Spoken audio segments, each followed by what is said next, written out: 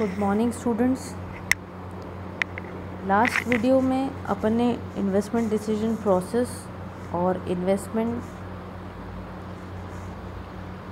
Environment पढ़ा था। इस चैप्टर का लास्ट टॉपिक है इन्वेस्टमेंट स्ट्रैटेजी, जो कि हम इस वीडियो में देखेंगे। इन्वेस्टमेंट स्ट्रैटेजी मतलब कोई अगर इन्वेस्टमेंट कर रहा है तो क्या सोच के कर रहा है, उसका माइंडसेट क्या है, क्या व्यू रचना बना रहा है, क्या प्लान ऑफ एक्शन है। That is basically investment strategy.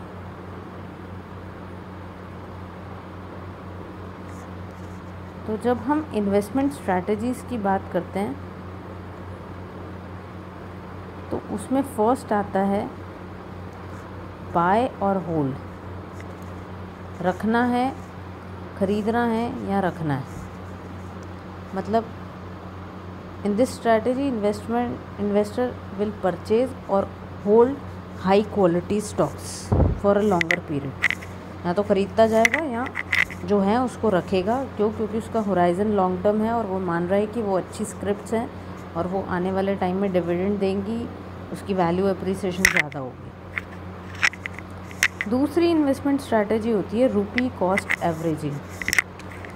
Rupee cost averaging में बेसिकली इन्वेस्टर रेगुलर इंटरवल्स पे थोड़े थोड़े अमाउंट में सेम इन्वेस्टमेंट ऑप्शन में इन्वेस्ट करता जाता है without regard to the price fluctuation. जैसे अगर आप मेरे को देखें तो मेरी इन्वेस्टमेंट स्ट्रैटेजी होती है रुपी कॉस्ट एवरेजिंग में। अगर suppose I am buying a gold, तो जब गोल्ड 25,000 रुपये 10 ग्राम था तब भी मैं हर साल 10 ग्राम सोना लेती थी। 29,000 हो गया तब भी 10 ग्राम लेती थी। आज 57,000 हो गया तब भी 10 ग्राम लेती। क्यों? क्योंकि मेरा परसेप्शन गोल्ड को लेकर ये है, उस इन्वेस्टमेंट एवेन्यू को लेकर ये है कि आज से 20 साल बाद जो सोने का रेट है वो इससे भी ज़्यादा होगा। तो मैं हर रेट पे ले रही हूँ, irrespective of prices are rising, still I am buying. क्योंकि मेरी स्ट्रैटेजी है कि हर रेगुलर इंटरवल पे हर साल 10 ग्राम सोना लेना है तो लेना है, कोई भी प्राइस हो, कम हो चाहे ज़्यादा हो। तो कुछ इन्वेस्टर्स इन स्ट्रैटेजी पे काम करते हैं। Next is constant rupee plan. Few investors have a strategy कि वो fixed amount of money he portfolio में रखेंगे। तो सपोज़ मैंने 1 लाख रुपए के म्यूचुअल फंड्स खरीदे थे आज से 3 साल पहले। उस 1 लाख की वैल्यू 1,23,000 हो गई आज। तो मैं क्या करूँगी, 23,000 विड्रॉ कर लूँगी और 1 लाख जितना अमाउंट ही इन्वेस्टेड रखूँगी म्यूचुअल फंड्स में। और सपोज़ ये 1,97,000 हो जाते हैं आज, तो मैं उसमें 3,000 और इन्वेस्ट कर दूँगी। बेसिकली इस तरीके के इन्वेस्टर्स का परसेप्शन होता है कि जब ओवर वैल्यू हो जाए तो विड्रॉ दी रिटर्न, और जब अंडर वैल्यूड हो जाए तो buy more to make the profit in the long term. Next होता है ग्रोथ स्टॉक अप्रोच। कुछ लोग over a period of time अपने इन्वेस्टमेंट को रखते हैं ताकि उनको अच्छी ग्रोथ मिल जाए उनके इन्वेस्टमेंट में। तो ऐसे भी कई लोग हैं जिनको आईपीओ में रिलायंस 10 रुपये में इशू हुआ था और आज भी उनके पास रिलायंस पड़ा है जब वो 2400 का हो गया। तो आप कहोगे अरे मैम 2400 गुना हो गया शेयर, 10 रुपये की चीज़ 2400 रुपये हो गई। तो किसी ने अगर उस टाइम 10,000 रुपये लगाए होंगे तो आज उसके 10,000 रुपये कितने हो गए? 24 लाख रुपए हो गए। तो मैम बेच दे, पर नहीं बेचते। कई लोगों का लॉन्ग टर्म ग्रोथ अप्रोच होता है। Under valued stock approach. Few people have the approach to buy the shares to invest in the companies which are under valued right now. मतलब अभी उनकी प्राइसेस बहुत कम हैं तो उनको ख़रीद लो। कुछ लोगों की स्ट्रैटेजी होती है out of favour stock. Invest in the shares with the low P ratios, मतलब प्राइस अर्निंग रेशियो जिनका बहुत कम होता है, जिनकी प्राइसेस बहुत कम हो जाती है, जो इकोनॉमिक साइकिल में बहुत डाउनफॉल पे आ जाते हैं, पर वो ले लेते हैं क्योंकि उनको लगता है कि it is a economic cycle, it will pass through, तो कभी ना कभी तो उसका शेयर का प्राइस बढ़ेगा तो ख़रीद लो। जैसे यस बैंक, आपको पता होना चाहिए यस बैंक आज से करीब 2 साल पहले 700 से भी ऊपर का शेयर था, और पिछले कुछ दिनों में जब यस बैंक में बहुत सारे चेंजेस हुए तो यस बैंक का शेयर 6 रुपये का हो गया, और बहुत सारे लोगों ने 6 रुपये पर यस बैंक ख़रीदा, और आज यस बैंक की कीमत कितनी है, 34 रुपीज़। तो जिसने उस दिन 6 रुपये में ख़रीदा होगा ना, आज से 3 महीने पहले, उसके पैसे 4 टाइम्स हो गए।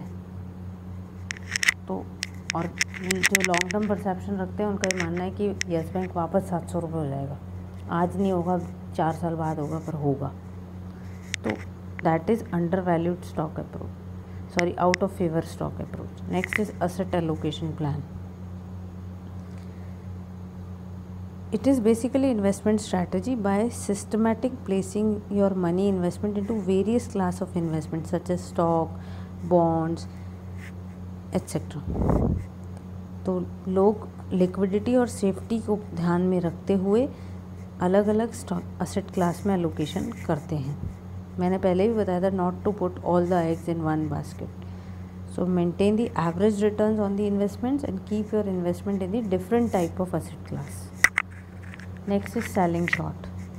अब ऐसा कोई ज़रूरी नहीं है हमेशा मार्केट चले ही चले, हमेशा सब कुछ पॉजिटिव हो, अच्छा ही हो। कई बार मार्केट डिक्लाइनिंग साइड पे भी होता है, प्राइसेस गिर रहे होते हैं, तो ऐसा नहीं कि उस टाइम लोग इन्वेस्टमेंट करना बंद कर देते हैं, उस टाइम लोग नई स्ट्रैटेजी अपनाते हैं, डेट इज़ सेलिंग शॉर्ट। ये मैं डिटेल में बाद में जब ऑनलाइन ट्रेडिंग पढ़ाऊँगी तो बताऊँगी कि कैसे सेलिंग शॉर्ट होती है, पर बेसिकली आपको मैं इन शॉर्ट बता दूँ कि आपके पास कोई चीज़ नहीं है पर आप उसको बेच दो। फॉर एग्ज़ाम्पल मैंने रिलायंस का शेयर बेच दिया 2400 रुपीज़ में, वह है नहीं, मैंने 10 शेयर बेच दिए 2400 में, और सपोज़ मुझे रिलायंस स्टॉक एक्सचेंज पे 2100 रुपये में मिल रहा है, तो मैं 2100 में उसको ख़रीद लूँगी। तो मैंने बेचा महंगे में था, ख़रीदा सस्ते में, तो जो डिफरेंशिएट था 300 रुपये का, वो मेरा प्रॉफिट था। और ऐसा लोग करते हैं जब मार्केट गिरने लगता है। So these were the investment strategies. आपका फर्स्ट टॉपिक कंप्लीट हो गया, basic introduction of the investment management. In the next we'll study the investment avenues. इस टॉपिक से रिलेटेड जो फर्स्ट टॉपिक इंट्रोडक्टरी पढ़ा है, इसमें मैं आपको एक असाइनमेंट दूंगी जो आप करके मेरे को मेल करेंगे सब लोग, and that is mandatory. And also one thing, please mark your today's attendance in the Google form given in the class work. क्योंकि आज मैंने लाइव क्लास नहीं ली है, तो आज आपकी अटेंडेंस गूगल फॉर्म के थ्रू ही मार्क होगी। अब तक जो पढ़ा है उसको रिवाइज़ कर लीजिएगा, कोई डाउट है तो मेरे से पूछ लेना नेक्स्ट क्लास में। Thank you girls.